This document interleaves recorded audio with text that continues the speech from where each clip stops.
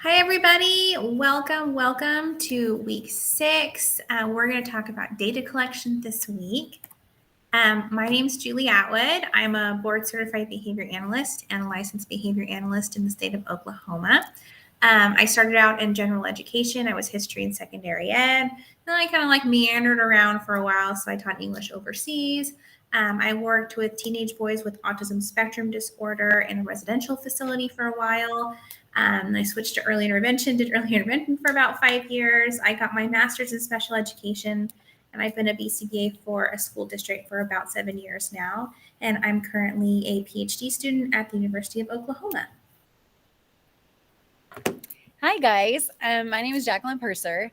I am a special ed teacher in a secondary school. I teach, middle school and high school. I do the severe profound life skills classroom in a rural school district right near the University of Oklahoma. We're about 20 minutes away. And I'm also a doc student at the University of Oklahoma. I took a very random approach to get to education. My mom and aunts were all teachers, so that was definitely not something I wanted to do when I was 18 years old. So I kind of had that mindset. So I have a marketing bachelor's, and I started out in the business world a little bit. And then after my kids were born, I stayed home for about 11 years with them. And then I decided, I probably should have been a teacher. And I kind of always thought I did, but going back to school in my late 30s was not, it took me a while to be like on the bandwagon and to be like, okay, I'm going to do this. So I've been in the education world for about 8 years now.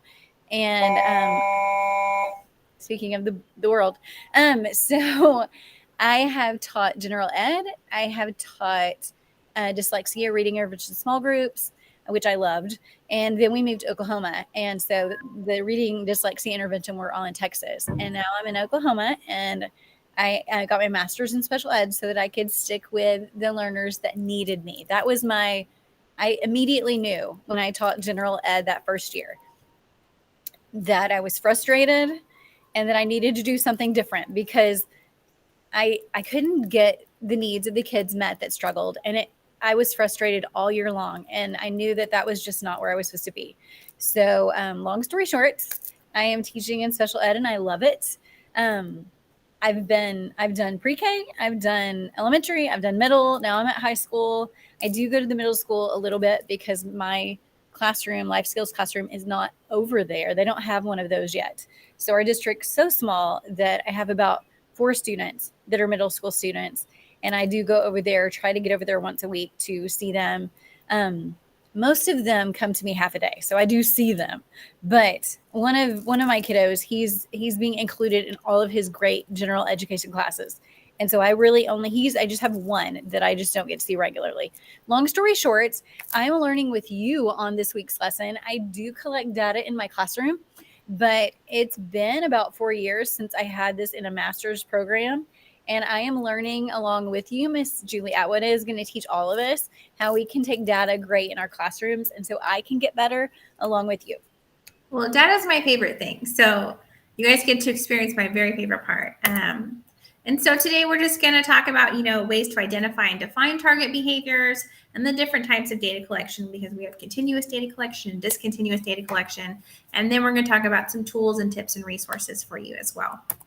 So the first question I really want you guys to ask is why is data collection so important? And so one thing Jacqueline and I talked about several times, why is data collection so important is a lot of your students have goals or are on IEPs, or you're trying to track a behavior of some sort, and you want to see if your intervention was effective. And you can't do that without data collection. So without data, I'm not going to know, did that visual schedule I put in place work? I don't know, man. I kind of think it might have. But if you have data, you can actually see that behavior improve, or you can see that skill increase. And it's very reinforcing as a teacher to see that graph go up or that graph go down. So that's why data collection is so important. So the first step in appropriate and effective data collection is identifying that target behavior. It can be really daunting, especially if you're looking at challenging behavior and you have a student who engages in a lot of different challenging behavior. You have to identify which target behavior is going to be the one you want to go after first. So to do that, we're going to talk about what is behavior. So Johnston and Pennypacker kind of define it as the portion of an organism's interaction with its environment that is characterized by detectable displacement in space and that results in measurable change in at least one aspect of the environment. Man, that's really complicated. I really like the way Cooper and his colleagues describe it as, behavior is the activity of living organisms. So anything that we do, anything that we engage in is behavior. But I really like to say behavior is the tools that we use to get our needs met. So every behavior that we engage in that behavior to access some sort of need. Behavior are our tools to get our needs met.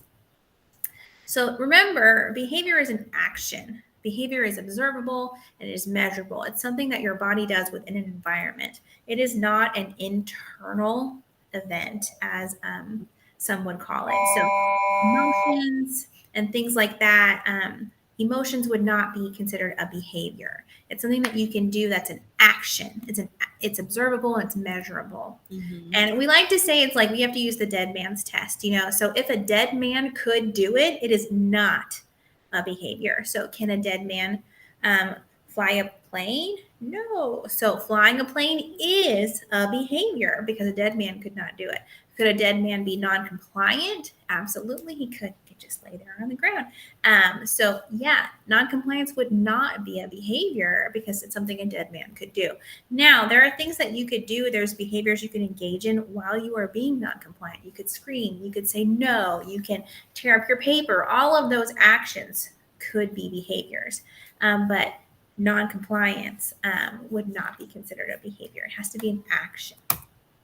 So it is not a state. It's not an emotion or a feeling. It is an action. I'll say it one more time. It's an action.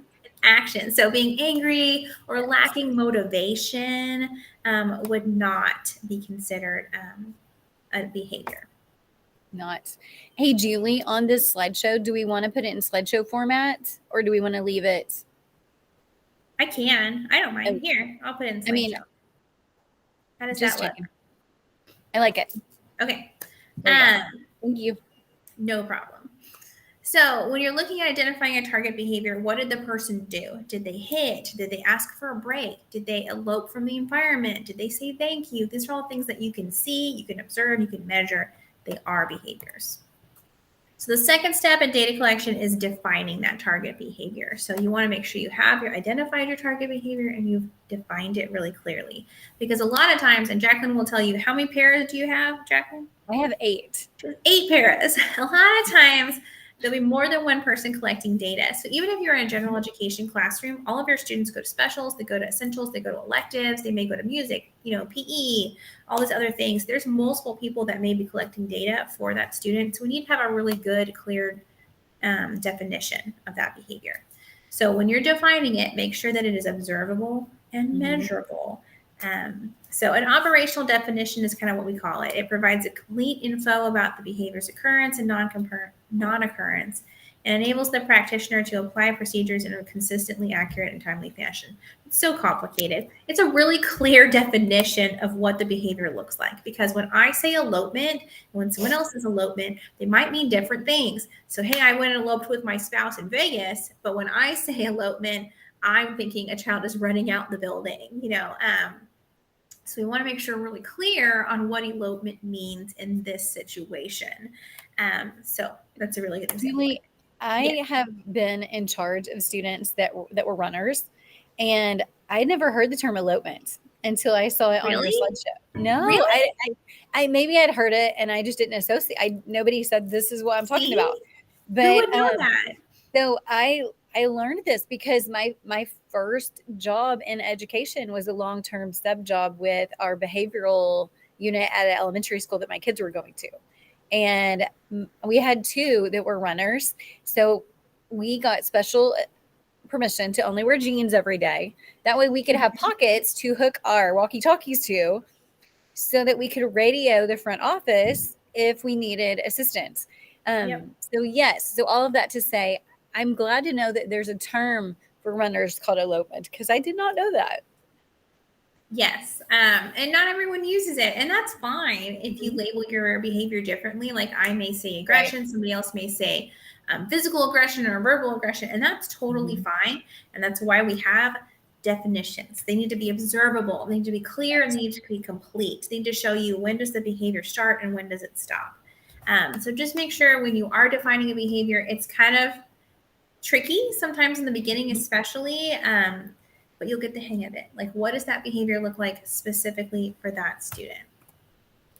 So elopement, this is kind of an example. It may be any instance of being more than 3 feet away from the designated area without permission for any length of time. So it gives you that time aspect. It tells you location-wise, he can be no more than 3 feet away. I have other kids that are kind of wanderers, but they do their work. So maybe it would be 6 feet away. You know, it's going to be individualized to meet that student's need. Mm-hmm. So checking for understanding here, we're going to take a little snapshot break here. So if I had a target behavior and my target behavior was anger and my operational definition was any instance where Billy gets upset, is this an appropriate target behavior and definition? So take a minute, think about it, and answer yes or no. Is it appropriate? The answer is no. It is not appropriate. Anger is not an action. Number one, it's an internal event. In any instance where Billy gets upset, well, upset is a very subjective term. And upset to me, I worked in a residential facility. I mean, I have a really high threshold for what upset might look like compared to somebody else. Like, I've experienced a lot of challenging behavior. So make sure that it's very clear, measurable, and observable. So step number 3, you get to pick a data collection method, which is my favorite part because I like picking the method. Yes. Before you do that, you may find that your student engages in several behaviors that you want to track, right? Don't overwhelm yourself with the data collection process and tracking tons and tons and tons of different behaviors. Prioritize. And you can use things like a target behavior ranking matrix. There's so many free ones online. This is just an example for you to look at. But it'll help you prioritize which behaviors are of the most concern. And they're typically things like safety behaviors. Do they elope? Are they aggressive? Are they hitting, kicking, biting, spitting? Things like that. Things that might harm others or themselves, self-injurious behaviors. Those are the behaviors that you would typically want to target first. So keep that in mind. So when you're preparing for data collection, ask yourself these kinds of questions. And this is going to help you determine which data collection method is best for you. So where are you collecting data? When are you collecting data? Why are you collecting data? These are all questions that you want to ask yourself, and it's going to help you figure out which data collection method is best, because they're not all good for all types of behavior. So true. But without data, you're just another person with an opinion. You have to have data. Sometimes what will happen is teachers will call me and they'll say, oh my gosh, this behavior is happening all the time. We need to get the student out of this placement and put him in this other placement. And I'll say, okay, like, where's your data to show that? Well, I don't have that data. Well, we can't make, changes in placement without having that data to support that decision. We want to make data-driven decisions as far as intervention and what's best for kids. So make sure you have that data collected so that you can justify any decisions the team needs to make. So the first kind we're going to talk about is continuous measurement. So continuous measurement is measurement conducted so that all responses of a behavior can be counted. Every single instance of behavior can be counted, which means that you have to have a dedicated observer. You cannot just be like, I'm going to teach and collect data, maybe, and I'll read this book while I'm collecting data, and I'll, grade this stuff. Like, no. This is the gold standard. This is the most valid type of data collection, but it is really difficult because you do have to observe and have good observation skills. But you are counting every single instance of behavior. So the first one we're going to talk about is frequency. So frequency is a tally or a count, the number of times a behavior occurs. So if you are taking data on aggressive instances, you might just tally up every single time the student's aggressive. It's really easy. It's really accurate. There has to be a really clear beginning and end to the target behavior. So you may not want to do this on things like screaming, because a kid could scream until they're out of breath, take a breath, and then scream some more. And I don't know, where is the beginning and the end for the tallying part? But things like hitting, kicking, call outs are typically pretty, this may be a pretty good data collection method for you. It's really easy. It's really accurate. Super simple to do in the classroom. And there's a lot of fun trick ways we can talk about doing it at the end. The second one we're going to talk about is rate. So rate goes alongside frequency most of the time. So rate is the frequency of a target behavior per unit of time. It's one of the most commonly used measurements. You're taking the frequency and you just divide it by however long you observe the student. It's really easy, it's really accurate, but again, the behavior has to have a clear beginning and end. So this is the formula for if you're calculating rate. So you have your frequency, then you divide by the unit of time, and that just gives you your rate. So for example, if our frequency was 20, we observed the student for 15 minutes, and we want to know what the rate of the behavior is per minute, we would just say 20 divided by 15 equals 1.33 instances of behavior per minute. Oh my gosh, he's hitting people once a minute. That's a lot. So that's really impactful to teams sometimes. Now, it can get a little tricky if you have longer observation period. Typically, you're not just going to observe someone for like 15 minutes. You're going to observe them for like an hour and 12 minutes or something like that. So if you do that, my recommendation to you would be to break it down in this way. 1 hour and 12 minutes, don't be like 50 divided by 1.12. That's not going to get you the accurate rate. Don't do that. So you want to convert your 1 hour and 12 minutes into one consistent time measurement system here. So I like to do minutes. So 1 hour, 60 minutes plus 12 minutes equals 72 minutes. So we observed him for 72 minutes. Then I'm going to take 50 and divide it by 72, which gets me 0.69 instances per minute. Well, that looks kind of weird, right? If I'm like talking to a parent and I'm like, well, he engaged in this behavior 0.69 times per minute, they're going to be like, I don't know what that means. Like, I kind of usually, if I've observed for several hours at a time, I will put it back into hours, and you just do that by multiplying it by 60. So 42 instances per hour is what we observed. And you'll get better at it as you go on. This is what I end up looking like when I'm taking frequency and rate data, because I'm usually in a classroom and I'm running it and helping, and I don't have a data sheet usually with me. And so I'm like marking myself up so that I can write them on data sheets later. And that's kind of how it goes. But we're going to practice some data collection here. So make sure that you have a writing utensil, a piece of paper, or you can download the frequency and rate data sheet that's on your small task assignment that we provided for you. It's up to you. So our student is Ross Geller. Our setting is the hallway. Our behavior is any verbal utterance of the word pivot. And we're going to calculate the frequency of the target behavior only. So you do not have to calculate the rate right now, just the frequency. All right, here we go. Here we go. Pivot. Pivot. Pivot. Pivot. Pivot. Pivot. Shut up. Shut up. Shut up. Okay, I don't think it's going to pivot anymore. You think? So this is what I got when I collected data on this. I counted 7 times that he said pivot in a 28-second observation. So if you want to do the math, it's about every 4 seconds he says pivot. So the next type of continuous data collection we're going to talk about is duration. So duration would be the length of time that a behavior occurs. So like we talked about, screaming earlier may not be a good thing for frequency, but duration may be something you want to look at if they scream for long periods of time. And you will literally get your stopwatch and you're timing it. How long did they scream for? How long did they throw a tantrum for? How long were they on task for? These are behaviors that may occur at like a high rate. They happen really frequently. And you're going to calculate that with duration per occurrence or duration per observation session. And I'll show you that in a minute. But how long? And I get my phone out usually, and I've got my stopwatch on my phone, and I'm going like this in observations, or I put it on my smartwatch and I'm doing duration data on my smartwatch. We're going to practice taking duration data. So get your smartphone out. I hope you have one. If you don't, there are tons of stopwatch apps and tons of stopwatch tabs you can pull up on your computer. So pause, go find one, get yourself ready. Make sure you have a pencil or a pen and a piece of paper, or you can download our duration data sheet. Our student is going to be Will Farrell. Our setting is going to be the soccer field, and our target behavior is any instance of blowing a whistle to produce an audible sound. So you have to be able to hear it. Calculate the duration of the target behavior only. So how long is he whistling for? Tigers, bring it in. Let's go. Let's go, guys.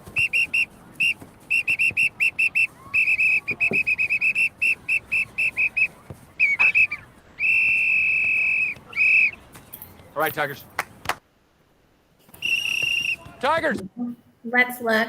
This is what I got. You may have gotten something a little different because duration can be hard to hit the button fast enough to get an accurate reading. But I got 11 seconds. My observation period was about 20 seconds. So if I wanted to know like how much of that observation period did the student engage in that behavior, I would just divide 11 by 20, and that gets me 55, and I can just turn it into a percentage. So 55% of the observation the student engaged in blowing the whistle, right? So if we were looking at a student who's engaging in like tantrums or screaming, and you have taken duration data throughout the day, and you say to a parent or you say to a team like, hey, he engaged in screaming behavior for about 55% of the school day, it's a lot of time. That's really a pretty significant amount of time. So it's really good to have that information to say, oh, he was on task for this amount of time. You can say like, oh my gosh, look how much he's increased his on-task behavior. Hooray! You know, things like that. It's very helpful.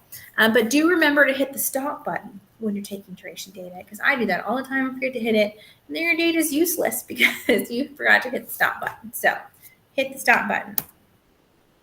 We also have latency, which is the length of time between an onset of a stimulus and the initiation of a response. So that just means when you give the cue, how long between the cue and the student engaging in the behavior. So let's say, hey, Billy, get out your math book. That's the cue.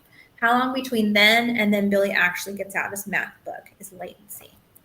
So we're going to practice that one as well. So make sure you have your writing utensil or a piece of paper. Our setting is the classroom. Our target behavior is any verbal or nonverbal greeting. And we're going to calculate the latency of the target behavior. So let's say the teacher comes in, is like, hey, Billy, how's it going? How long between then and when Billy actually greets her back?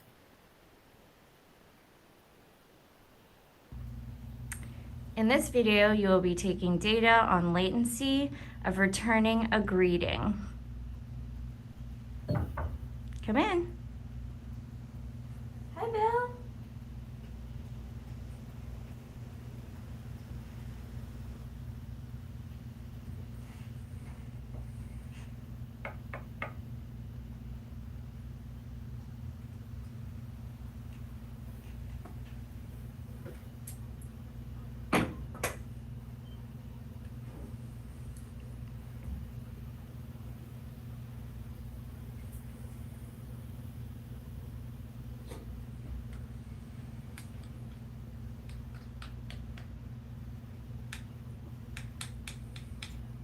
Hi, Allie. Hi. There we go. That took a long time. So for me, when I calculated it, the latency of the target behavior was 51 seconds. So 51 seconds is a long time to return a greeting. We also have inner response time, which is the length of time between two consecutive instances of a behavior. So if I tell my child who, is 6 and does not enjoy cleaning up toys, if I tell her, hey, go clean up all your blocks, she picks up one block. How long between her picking up that one block and then her picking up the next block? My child, it may be quite a long time because she's got to throw a fit in between, So how long in between those behaviors? Pick up one block and then time how long it takes her to pick up the next one. Or maybe eating bites of dinner. She was not a good eater for quite a while. And so I would time, how many minutes or how many seconds between bites of dinner. It would take her forever to eat dinner. And then we worked on decreasing that inner response time, having a shorter period of time between bites.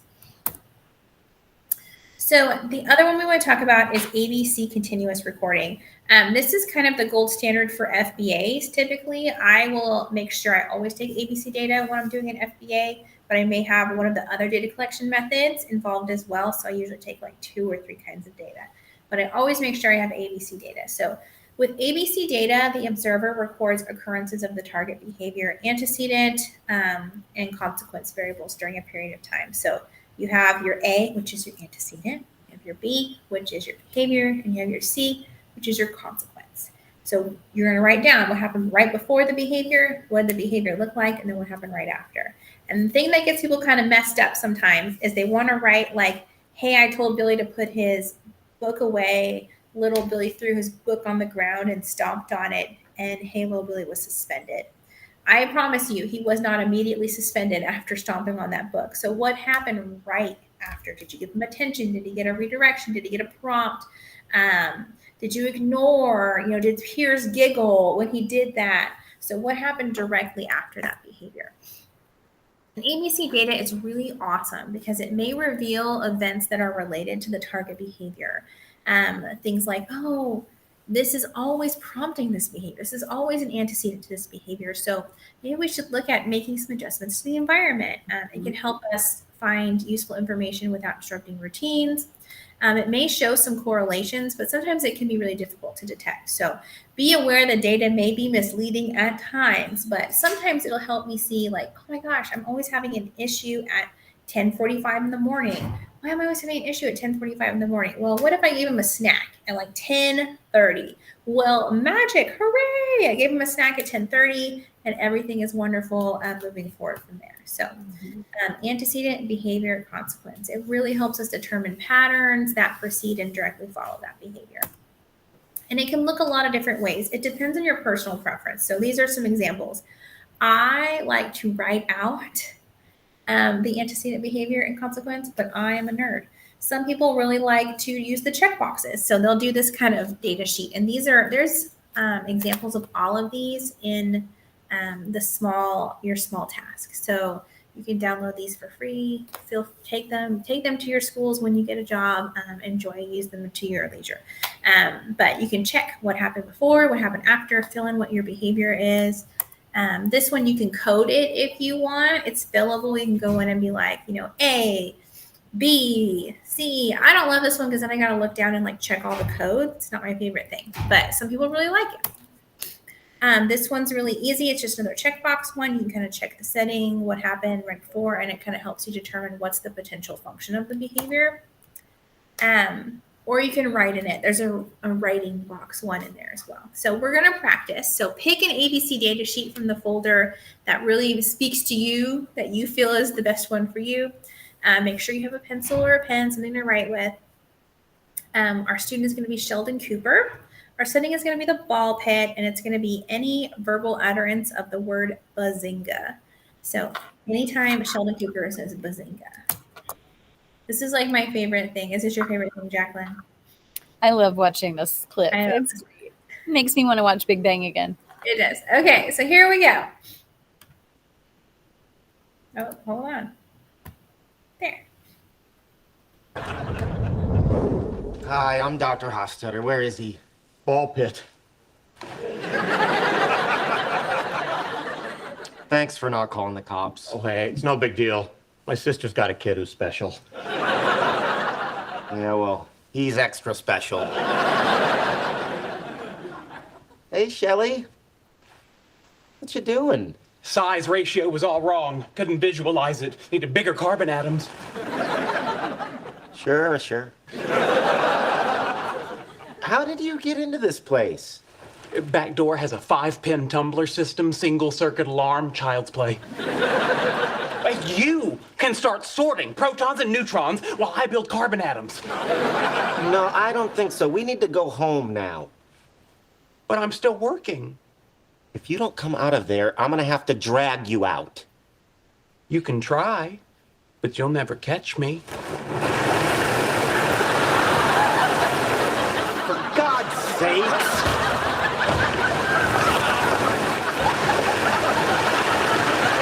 Shelly, come here! Bazinga. Bazinga. Bazinga. Bazinga. Bazinga.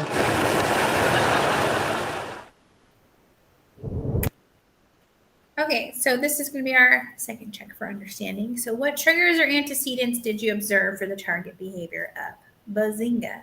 What did you guys notice? So Jacqueline, what did you notice? What are the triggers and antecedents that you saw?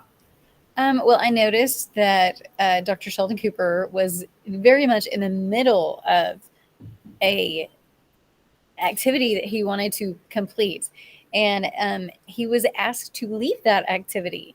And, he obviously wasn't ready to. No, like, yes. And I love that Jacqueline kind of observed that. And then I also was thinking, my mind went to, that Leonard gave him a task or demand. Like Leonard's like, we're leaving right now. But my mind didn't go to the he's removing him from a preferred task. So both of those things would be a valid antecedent that you may have seen. Awesome. So we talked about continuous measurement. Now we're going to talk about discontinuous measurement, because sometimes it's just not reasonable to watch every instance of a behavior throughout a school day. So discontinuous measurement is measurement that does not capture every instance of a behavior. Ideally, all instances should be recorded. However, sometimes discontinuous measurement is necessary, and that's okay. So we're going to talk about a few different kinds. So there's whole interval recording.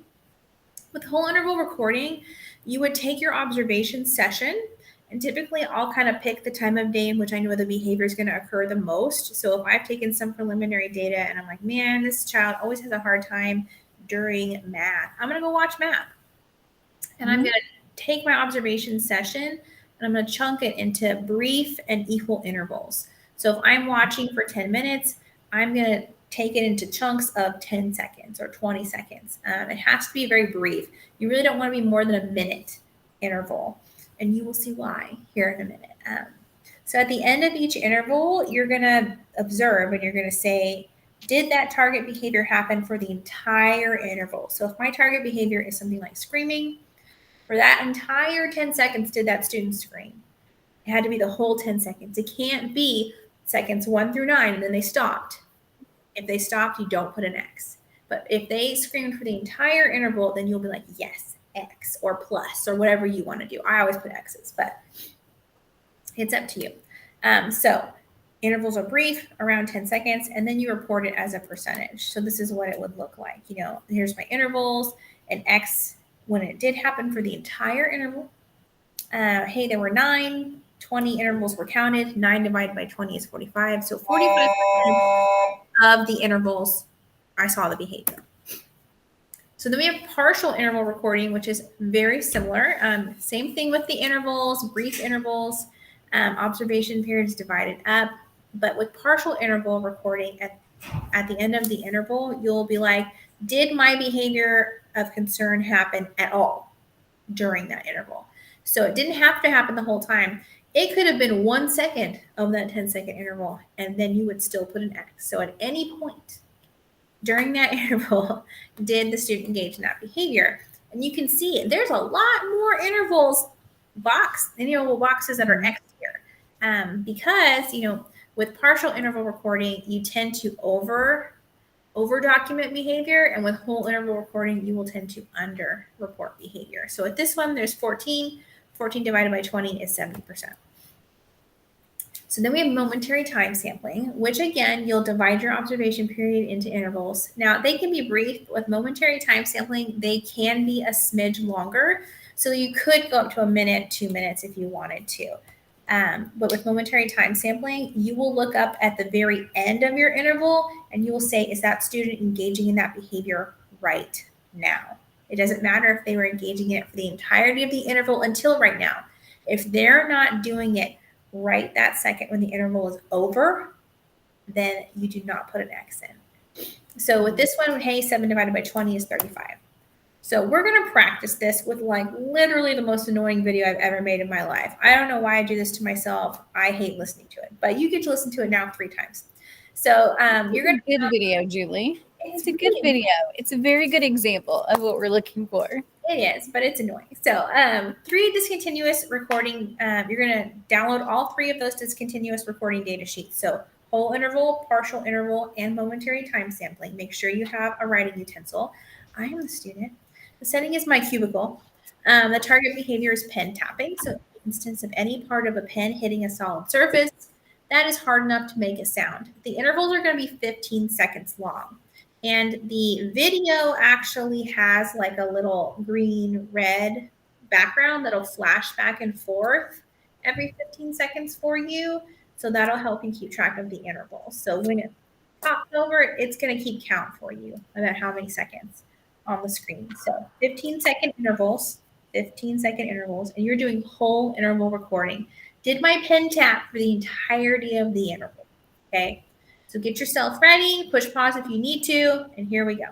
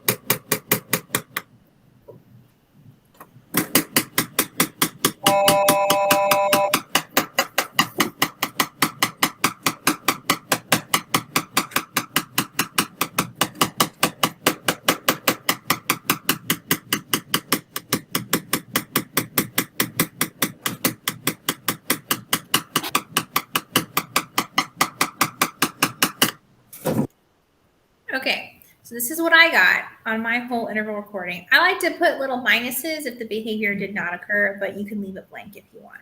I did 6 intervals. I only had 1 interval where the behavior occurred for the whole thing, which means 1 divided by 6 equals 0.17. You turn that into a percentage, so 17%. So 17% of my observation period is when I engage in the behavior. It really feels like it was longer than that. So you can kind of see a whole interval recording may not be entirely accurate. So we're going to do the same thing with partial interval. And remember, partial interval is if at any point during that interval I engaged in that behavior. So anytime.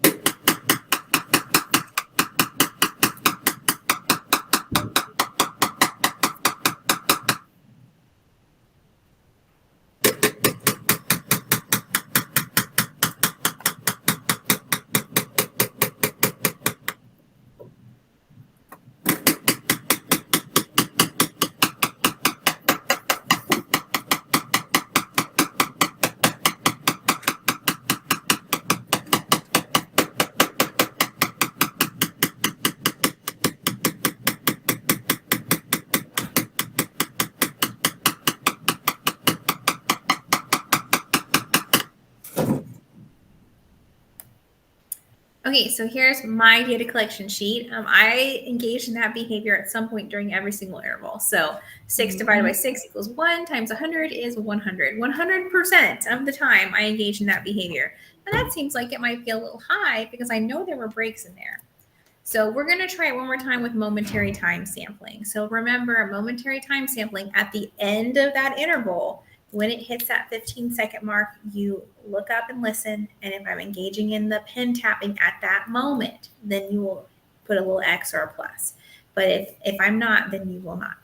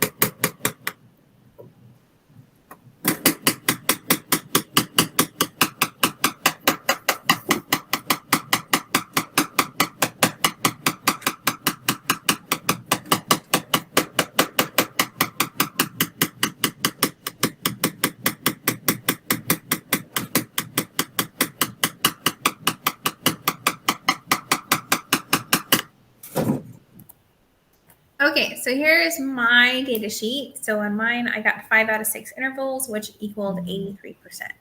So I'm not going to make you listen to it again and take duration data to find the real percentage, but we're going to look at which one is most accurate. So whole interval was 17, partial was 100, momentary was 83. I went ahead and took some duration data. I hope it's accurate. This is like my job. So I hope I take accurate data. But I got 79%. So momentary was the closest. Now it's not always going to be that way, but momentary was the closest in this instance. But there are other types of data collection. So one of the other ones I want to talk about is permanent product recording. So permanent product recording is where you're measuring the effects that behavior produced on the environment. So it's after the fact. It can be natural or contrived, but it's really something awesome that you can do if your behavior actually leaves a mark on the environment, so you don't have to take data in the moment. So things like dishwashing, you can count how many dishes are cleaned and put away. Folding laundry, like how many are in the pile. Math problems, how many math problems do they do? Well, you can give them a worksheet and count up the math problems they got right. Homework pages, reading mistakes via audio recording. I had a friend who was trying to quit smoking, so she used permanent product recording. She got a fresh pack every day, and she made sure her pack was full. And at the end of the day, she counted how many were left. Now, I'm glad she's trying to change that behavior, but she used permanent product recording in order to track her progress. So it's not always appropriate. If you need data quickly, it may not be the best thing for you. It may not always be possible. But think about the fact that if you are being observed, your behavior may change just because you're being observed. And that's what we call reactivity. So that may change, what you're taking data on. So permanent product recording may be something that you want to do. You might want to record instead. And then think about kind of like, what's the cost? What's the effort of doing permanent product recording? Sometimes it's a lot easier. You can just count things up at the end of the day. I like it. Yes, go ahead. Oh, no, I was going to say we do this a lot in my classroom in the afternoon. We have our life skills stations, and we are sorting silverware, and we are folding towels. And we started cleaning sinks this week and those types of things. So I love it because I could just look. I can visually look. How many did you fold? How many is in the pile? Or I can look at the silverware sorter and look at, did you get your 5 forks and 5 knives and 5 spoons sorted correctly? And so, yeah, this is definitely one that I like to use for my life skills areas. I love it. I do it with my daughter's spelling words because I'll put her spelling list up on her chalkboard. I'll make her write them 3 times, or I'll say them and then I'll just go back and check them later. I don't have to check them right then. It's very helpful. So this is something I used in the past for her eating. I would make her turn her plate into me at the end of our meal, and I could count. What did she eat? My kid actually really likes broccoli, so she'll eat broccoli all day long. Obviously, she ate her broccoli and her gummy, and she did not eat some of the other things. I think she ate 1 blueberry. Yeah, 1 blueberry. But this is an easy way to count up at the end. Hey, eating is the behavior of concern. Eating leaves a mark on the environment because there's less food on the plate, and I can count it up. Unless she was feeding it to the dog. I don't know. We'll see. I hope that's not an issue that I overlooked. So our check for understanding, what's the difference between continuous and discontinuous data measurement? So take a minute, answer the question. What do you guys think is the difference between continuous and discontinuous data? Jacqueline, what do you think? What's the difference between continuous and discontinuous? Continuous catches all the behavior. That is correct. Yes. So continuous, your eyeballs are on, you are getting every single instance of behavior, and discontinuous, you may not. And in a working classroom, like Jacqueline and I have both been in working classrooms for quite a while, it is not always possible to get every instance of the behavior, and that's okay. It's important to be realistic about what data collection method you can and should use in the classroom. So once you've done that, you collect your data. It's wonderful. Let's say you have all the information above and you're ready to go collect your data. Make sure if your student has a behavior plan that you have that. Make sure you have your needed materials, things like if you need a clicker, and I'll show you what a clicker is in a minute, data sheets, a dedicated time and attention, and make sure you have a clear understanding of that behavior. And if you're having one of your paras or somebody else is coming in to take data for you, or if you're going to the music teacher, make sure that everyone taking data understands what it looks like. Right. So here's my favorite things right here. I love friction pens, and let me tell you why. Because they erase. So they are erasable, and they're really good pens, and they erase really well. I will warn you, if you live in a hot climate, please don't put papers with friction pen in it, in the car. So heat will erase your pen. So I left some data sheets in the car, and I had written on them with my friction pen. And when I went to get them, they were clean and beautiful and fresh. I could use them again, but I lost all my data. So I love it, but keep it inside.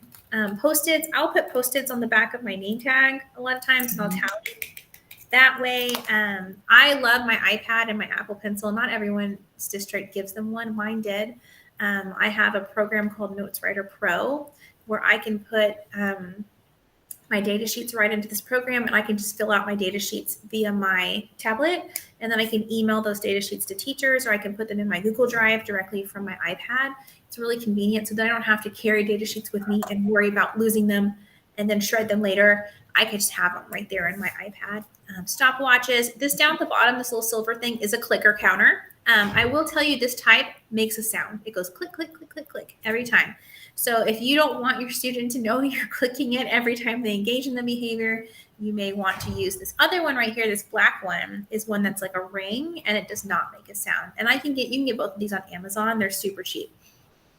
When I'm using paper data sheets, I love this little folder here with the little nook where you can put your data sheets. It's a wonderful clipboard. And then I didn't put it on here, but Jacqueline and I were talking about it last time. I love those little, I don't know if you go to concerts, those little event bracelets they give you that are like paper, but they're the strongest paper ever, and they stay on your wrist. I bought a ton of those on Amazon, and I will put them on my wrist, and I'll just have a Sharpie on my lanyard, and I'll just go tally, tally, tally, tally, tally, and then I'm done. So at the end of the day, I can cut my bracelet off and mark it in my data sheet. So those are some of my favorite things. And then here's some of Jacqueline's favorite things. Awesome. So from my classroom perspective that I use every day, I love these folders. They're basic, they're blank. They start out blank anyway. You can do anything with them, but kids don't think you're odd if you're walking around with one of these because they see you with them. So there's nothing novel to create difference in their behavior with. So I love these. And I went ahead and created one, or let me get it right side up for my classroom. And it just, it says data for life skills. And I have about 9 students, 8 to 9, that I take life skills documentation on for like keeping up with all the life skills tasks that I would want them to do. And I had one of my paras, they love craft projects for me when they're not busy. So I had one of them laminate this for me so that I could keep it. And I can keep data, tally marks here, or any other detail that I need to note. A lot of the times I need to keep data that I can send an email to parents later in the day because I don't have time to just, oh, hi, Billy, sit here for 1 minute while I send this email out. No, Billy is going to be right here by my shoulder and he's going to be bugging me. Well, wanting my attention. And so I don't have time. I don't have time unless it's during my planning period. There's just not time for all the emails and all the different correspondence that needs to happen. So I keep this folder and I write down underneath that student's number. Each of my students have a number. That way I keep their anonymity in case one of my students was to get a hold of this folder.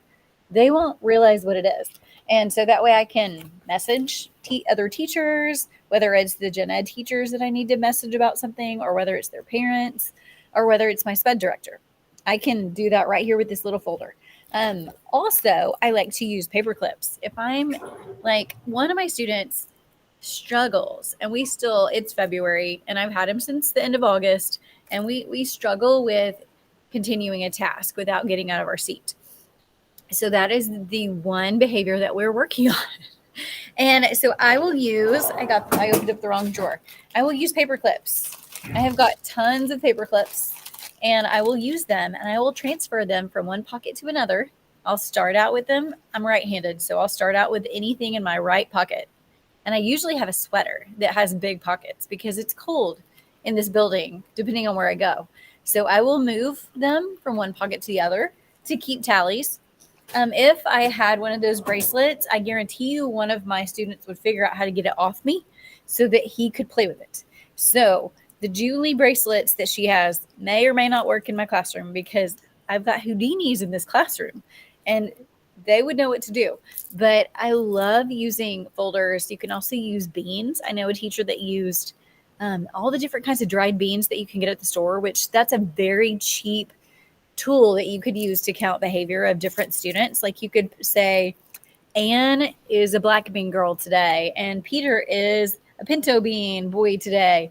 You can assign them. And that way, at the end of the day, or at the end of that 1 hour observation period, you've taken data on like 4 to 5 kids. Mhm. And they go to specials. You can sit down and you can take all your beans out of your pocket and you can count it up really fast. And then you know, hey, Anne got out of her seat twice. Or on the positive side, Anne said 3 thank yous, or she answered 3 questions when I called for someone and I was working at my smartboard and I needed someone to demonstrate. She volunteered 3 times. So the data can hit both ways. We can record behaviors that we would like to get rid of, or we can actually record things that we love to see. Absolutely. So there's lots of different ways. And as a teacher, you'll work with people that can give you tips. The best people in your buildings are the ones that have been there for years and they know all the tips and tricks. They do. And there's some fun, like super creative ways to take data. So I highly encourage you to reach out, like when you're in the classroom, go find those people who are doing some interesting things with data collection. So once you have collected your data, then you get to analyze, you get to act. So you get to make choices. And I know you guys are going to talk about graphing in your next week's presentation. So tips and resources. Remember that reactivity is real. The action of being observed can change your behavior. Jacqueline, I know like we've been observed like a bunch of times. You know, we've been in the classroom a while, but it's still weird to have someone watching you, right? Like it is. It's very weird. So I'm still kind of like, am I doing what I'm supposed to be doing? So what I've noticed is either students are really, really well behaved, or I see my target behavior happen a lot more when I'm observing, but I'm in there usually for challenging behavior. So just keep that in mind, that reactivity is a real thing. Consider your bias as well. And I don't really think anybody intentionally tries to be biased, but if you are looking at changing challenging behavior, you may be experiencing that behavior a lot, especially if it's something that's, you know, more significant, like aggression or self-injurious behavior. You may be losing objectivity. So it's really hard sometimes. So keep track of your bias and just make sure you ask for help if you need help. Don't let it get to a point where you can't accurately collect data. Go ahead. We had an activity the other day with one of my students, and he had a behavior episode with one of my paras, with his para that he's assigned to. And thankfully, since I have 8, I do have the liberty of reassigning on different days and making sure that they're, you know, partnered with their best. So literally the very next day we came back and I had another para on him because I knew that she needed some breathing room because of what had happened. Because when you are the target of a student's aggression, and you know, you do get spit on, or you do get slapped, or whatever Which happens. doesn't happen very often. It You know, doesn't.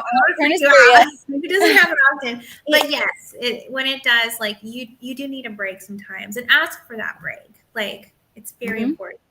And hopefully you get a good teacher that you work with, like Jacqueline, who kind of helps you like tap in, tap out, tap in, tap out. But make sure that you're being consistent when you take that data. Make sure you're as accurate as possible. If you're not taking data every single day, you're not getting an accurate picture of what that student is doing. So take data for a consistent period of time and make sure it's as accurate as possible. So, and then Jacqueline has put some awesome modules in here for you guys to practice with if you would like, some just good resources. So download the PowerPoint and look at these modules because they're really, really helpful.